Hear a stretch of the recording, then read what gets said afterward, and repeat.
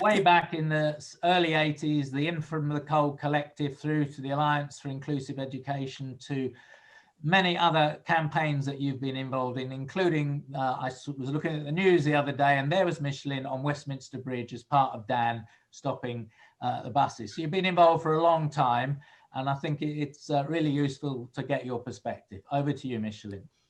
Okay, thank you. I've been involved for a long time because I'm very, very old. And I've got a bit of a longer view, I think, which is useful in these situations. I thought I was going to give a talk, which I don't really ever hear about access, which is what it actually feels like to be denied access to mainstream life. I don't think it's something we talk about enough. So I thought this is what the focus of my little talk today is going to be. I called it Access, the Inside Story.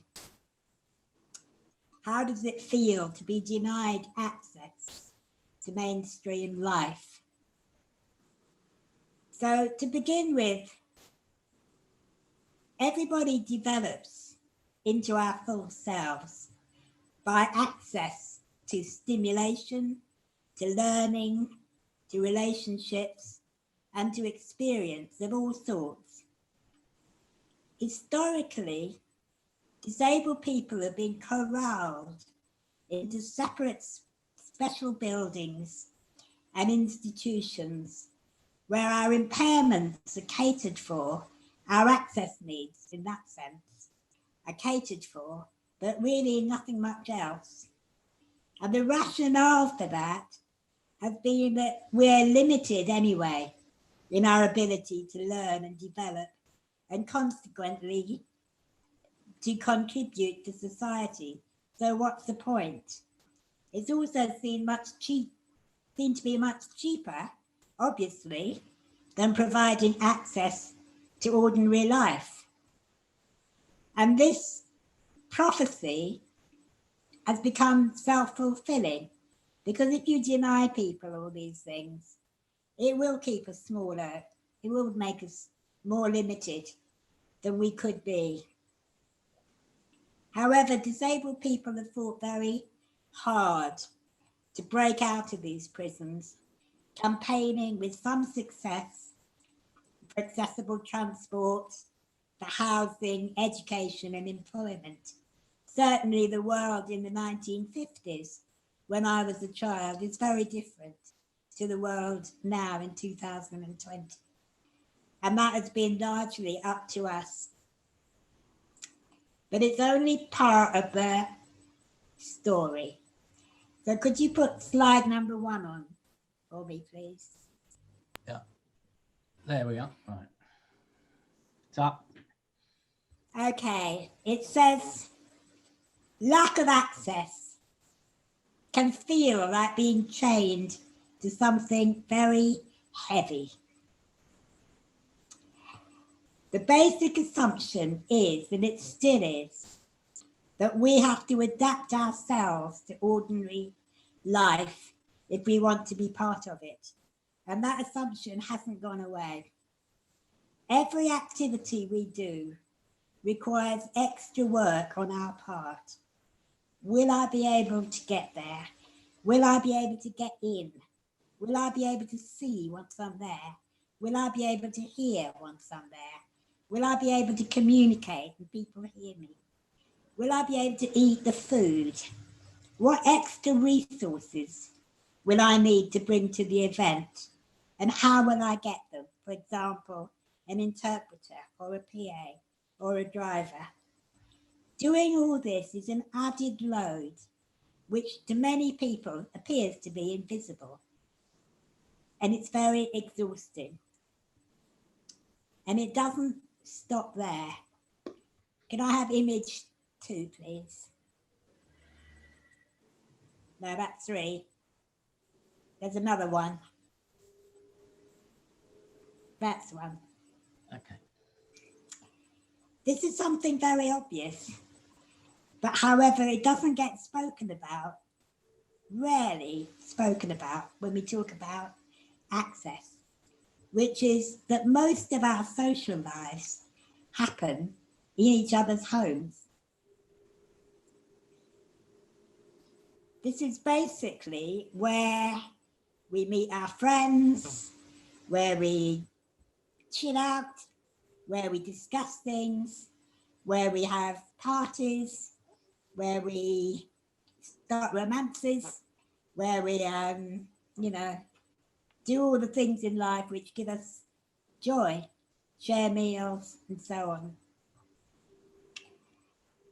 And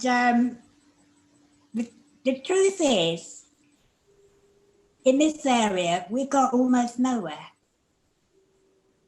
I would say almost all of my non-disabled friends cannot invite me back to their own homes for a meal or for anything. If I want to be with them, I have to do the inviting, and that often means the catering and the clearing up afterwards.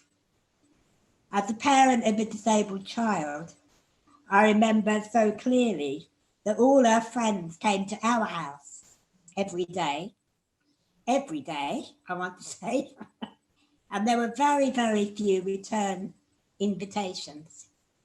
And I felt I had to do that, because if I didn't, my daughter wouldn't have had a social life. The point of being in mainstream school would have vanished. And I enjoyed it, but it was hard work. And that's the point I want to make. So here is a little bit of statistics, which I'm not really into, but I will do on this thing. You've got 3 minutes. What? Sorry? You have 3 minutes left. Okay. Council housing is being reduced in number, not increased, because we still have the right to buy. Instead of that, the market's been privatised and is not required to provide anything more than the most basic standards of access, which is called visitable homes. A recent report by Habintech, a specialist housing association, into the future plans for accessible housing found that the majority of over 300 local housing plans have no specific requirement for a proportion of new houses to meet any accessible or adaptable housing standards, as they were not seen profitable. And this means that 97% of our homes are inaccessible to many of us, especially those of us who use wheelchairs or can't climb stairs. Okay, image 3, please. What can be done? Because it isn't, the basic thing is that load is heavy and it doesn't belong to us. We need to share it. So a huge change of attitude is needed. Don't leave it all up to us. It's the many, many acts of solidarity. My friends that put ramps into their houses, even though they didn't need them themselves. The people that learned to drive my van so we could go out together. The people who brought dinner to my house and their children so that we could share a Sunday roast together. The people who wouldn't take platforms that I couldn't come and hear them speak. The sports teacher who came and carried my daughter to a boating outing so she could be with her friends. These are all the multitude of acts of solidarity, and they're as important as the big things, the big campaigns, the changes in legislation. It's something that we need to get into our hearts, because everything matters and we will all grow and develop as we should. Okay, thank you. Thank you very much, Micheline. That's very good. And I think it takes our mind onto something much more local, about very immediate, the way that everybody lives. So thank you for that.